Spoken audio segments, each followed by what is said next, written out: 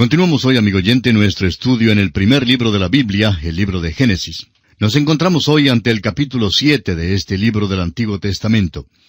Y concluimos nuestra lección del capítulo 6, notando la provisión que Dios había hecho para el alimento de todos aquellos que entrarían en el arca. En los versículos finales del capítulo 6, los versículos 21 y 22, leemos: «Y toma contigo de todo alimento que se come, y almacénalo, y servirá de sustento para ti y para ellos». Y lo hizo así Noé. Hizo conforme a todo lo que Dios le mandó. Aquí hay algo muy práctico. Él tuvo que llevar mucho alimento en el arca para dar de comer a los animales. Alguien preguntará, ¿por qué los animales no se comían entre sí? Bueno, porque hasta el tiempo del diluvio, los hombres y los animales no comían carne. No había ningún animal carnívoro, y se nos dice que en el milenio el lobo morará con el cordero, y el leopardo con el cabrito se acostará. El león, como el buey, comerá paja. Ese probablemente era el estado de los animales en aquel entonces, el cual ocurrirá una vez más. Bien, comenzamos ahora el estudio del capítulo 7 de Génesis, y consideraremos a Noé, su familia, y los animales que entraron en el arca, según las instrucciones de Dios. Dice el versículo 1 de este capítulo 7 de Génesis: «Dijo luego Jehová a Noé: Entra tú y toda tu casa en el arca, porque a ti he visto justo delante de mí en esta generación». Ahora, ¿por qué era justo Noé? Era justo por la fe, igual como más adelante en la historia, Abraham sería justo por la fe. Allá en el capítulo 15, versículo 6 de Génesis leemos: «Y creyó a Jehová, y le fue contado por justicia». Esto es refiriéndose a Abraham. El escritor a los Hebreos nos dice que Noé preparó el arca por la fe. Esa es la razón por la cual Dios les salvó. ¿Se ha fijado usted alguna vez cuán bondadoso es Dios con este hombre en el tiempo de un juicio tan terrible? «Entra tú», le dijo. Es el mismo tipo de invitación que nuestro Señor Jesús da hoy a todos los miembros de la raza humana. En el Evangelio según San Mateo, capítulo 11, versículo 28, el Señor Jesucristo pronunció estas palabras: «Venid a mí todos los que estáis trabajados y cargados, y yo os haré descansar». Ahora, en la última parte del versículo 16 de este capítulo 7 de Génesis, notamos que el Señor le cerró la puerta. Luego, el capítulo 8 de Génesis comienza así: «Y se acordó Dios de Noé». ¿No es todo esto muy bello? ¡Qué maravilloso, amigo oyente! Dios bien pudo haberse olvidado de Noé.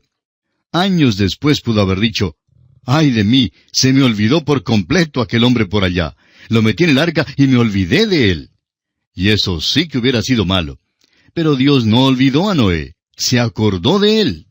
Amigo oyente, Dios nunca olvida. Dios se acuerda de usted y se acuerda de mí. Lo único que Él no recuerda es el pecado. El profeta Jeremías en el capítulo 31 y versículo 34 de su libro dice: «Y no me acordaré más de su pecado». ¡Qué promesa más bella! Ahora Noé y su familia entran en el arca. ¿Y sabía usted que esta historia de Noé, igual como la historia de la creación, ha recorrido por la faz de toda la tierra? Se la lee como la historia de la creación. Ojalá pudiéramos mencionar aquí el relato babilónico, como lo hicimos en nuestro estudio del relato de la creación, pero no vamos a hacerlo. El caso es que cuando uno compara ese relato con el de la Biblia, encuentra una gran diferencia. Y mucho de lo que se encuentra en los otros relatos es hasta absurdo. Pero es un hecho que la mayoría de las naciones y las gentes tiene un relato tanto de la creación como del diluvio. ¿No le dice eso algo a usted, amigo oyente? Debiera decirle que hay una base para la verdad de la creación y del diluvio. No saldrían todos con el mismo relato si hubieran estado fabricando los eventos. Por supuesto, el relato babilónico da las razones que no son, declarando que los dioses tuvieron algún tipo de guerra entre ellos y que estaban luchando el uno contra el otro, y eso es lo que ocasionó el diluvio. La Biblia dice que Dios lo envió como juicio sobre el hombre por haber pecado. Ahora, en el versículo 2 del capítulo 7 de Génesis leemos: «De todo animal limpio tomarás 7 parejas, macho y su hembra». Esto fue la base de un pleito hace años. El doctor Geraldo Rimmer ofreció $1,000 a cualquier persona que pudiera mostrar una contradicción en la Biblia. y este versículo fue usado en un tribunal de ley. Había algunos teólogos liberales que testificaron que este versículo contenía una contradicción. ¿Por qué diría que debe llevar 2 de una clase cuando aquí dice que llevó 7 de cada clase? Bueno, todo lo que le falta hacer es continuar la lectura, y podrá notarse que cuando Noé salió del arca, ofreció los animales limpios como sacrificios a Dios. ¿Dónde pudiera haber encontrado Noé los animales limpios si no hubiera llevado más de 2 animales con él? Fue solo de entre los animales limpios que llevó 7, y ahora ya sabemos cuál fue la razón. De los que no eran limpios, llevó 2, un macho y su hembra. De las aves limpias de los cielos, llevó 7. Ahora, en los versículos 2 y 3 de Génesis, capítulo 7, leemos, «Mas de los animales que no son limpios, una pareja el macho y su hembra.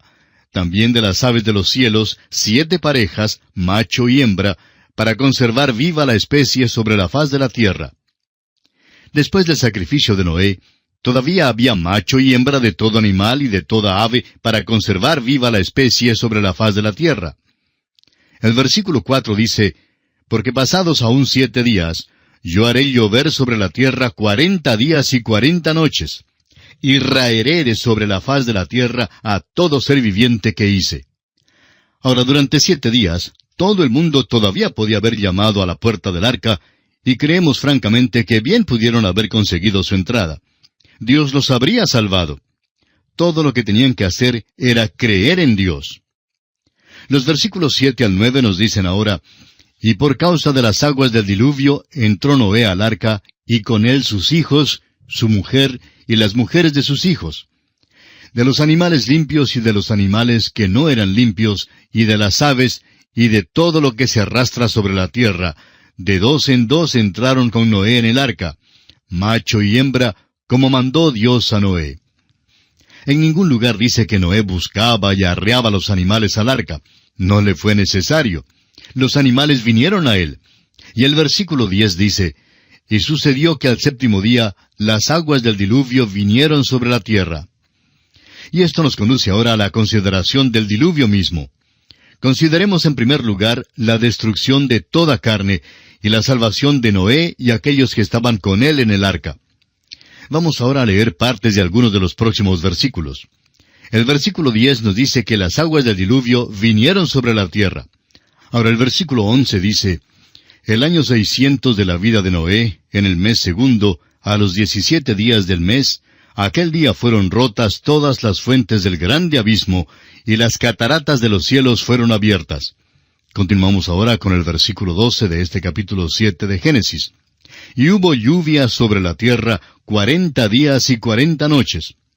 Pasando ahora al versículo 16 leemos, «Y los que vinieron, macho y hembra de toda carne, vinieron, como le había mandado Dios, y Jehová les cerró la puerta».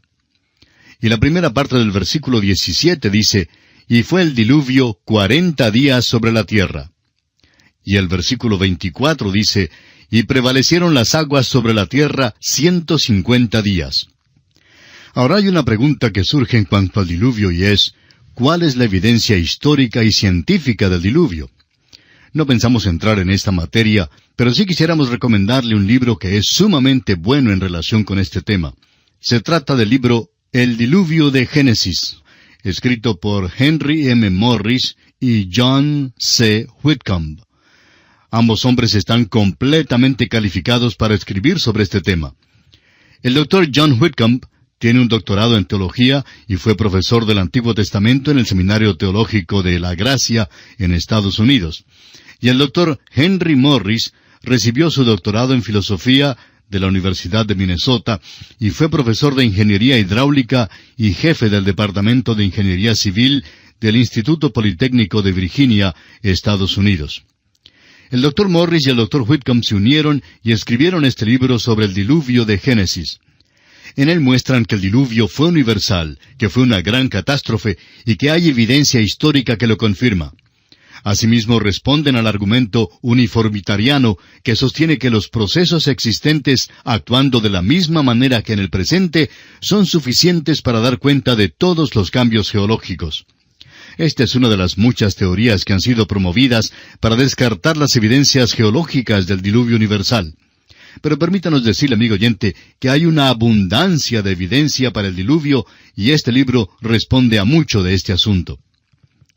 Ahora hay libros que han salido de la imprenta, escritos por hombres que consideramos pseudointelectuales, o sea, intelectuales falsos, y falsos teólogos también.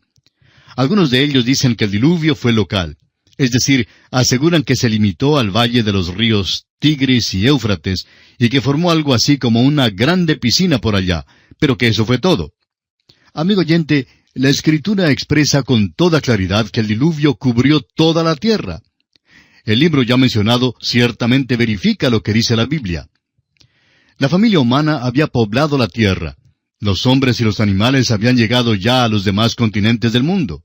Pero el hecho, según la Biblia, es que la familia humana comenzó de nuevo con Noé. Eso es lo que dice la palabra de Dios. Y amigo oyente, uno o acepta la Biblia o la rechaza. Concluir por hipótesis que los eventos pudieron haber sucedido de otra manera es en esencia rechazar lo que dice Dios. La Biblia expresa con claridad que hubo un diluvio universal. Los versículos 23 y 24 de este capítulo 7 de Génesis dicen: Así fue destruido todo ser que vivía sobre la faz de la tierra, desde el hombre hasta la bestia, los reptiles y las aves del cielo. Y fueron raídos de la tierra, y quedó solamente Noé y los que con él estaban en el arca. Y prevalecieron las aguas sobre la tierra 150 días. Quienes argumentan en contra de un diluvio universal, por lo general aceptan el principio uniformitariano, y sostienen el punto de vista de que no había tal cosa como una gran convulsión o catástrofe como el diluvio. Pero ¿sabe usted, amigo oyente, que el apóstol Pedro nos amonesta contra los que piensan de ese modo? Dice el apóstol Pedro en su segunda carta, capítulo 3, versículos 3 al 6, lo siguiente: Sabiendo primero esto, que en los postreros días vendrán burladores, andando según sus propias concupiscencias, y diciendo: ¿Dónde está la promesa de su advenimiento? Porque desde el día en que los padres durmieron, todas las cosas permanecen así como desde el principio de la creación. Estos ignoran voluntariamente que en el tiempo antiguo fueron hechos por la palabra de Dios los cielos y también la tierra, que proviene del agua, y por el agua subsiste, por lo cual el mundo de entonces pereció anegado en agua. Los burladores siempre han concordado con el principio uniformitariano, pero no pueden mantener ese punto de vista y a la vez aceptar la integridad de la palabra de Dios. Es pues muy importante que entendamos esto.